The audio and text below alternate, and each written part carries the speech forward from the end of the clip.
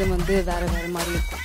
இன்றைக்கி வந்து சில பேருக்கு உங்களை பிடிக்கும், நாளைக்கு சில பேருக்கு உங்களை பிடிக்காது. மற்றவங்க நம்மளை பற்றி எப்படி யோசிக்கிறாங்க, நம்மளை எப்படி பார்க்குறாங்கன்னு வந்து நம்ம யோசிச்சுட்டே இருந்தோன்னா நம்மளால் வந்து ஒரு வாழ்க்கை வந்து கரெக்டாக வாழ முடியாது. அண்ட் அப்படி இருக்கும் கூடாதுன்னு நான் நினைக்கிறேன். இப்போ ஒரு விஷயம் உங்களால் பண்ண முடியாதுன்னு ஒரு 10 பேர் சொல்லும்போது நம்மளுக்கே ஒன்று இருக்கும்ல, இல்லைங்க என்னால் டெஃபினட்டாகவே இது பண்ண முடியும் அப்படின்னு.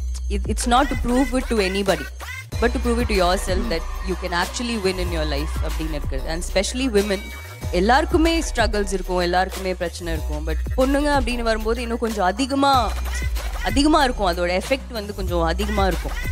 எப்போவுமே நீங்கள் வந்து ரொம்ப ஸ்ட்ராங்காக ஒரு விஷயத்தில் நீங்கள் பிலீவ் பண்ணீங்கன்னு வச்சுக்கோங்களேன், இதை என்னால் பண்ண முடியும் அப்படின்னு நீங்கள் ஸ்ட்ராங்காக பிலீவ் பண்ணீங்க, ஹோல் ஹார்ட்டடாக பிலீவ் பண்ணீங்கன்னா you can definitely do it. அது என் லைஃப்பில் நான் பார்த்துருக்கேன்.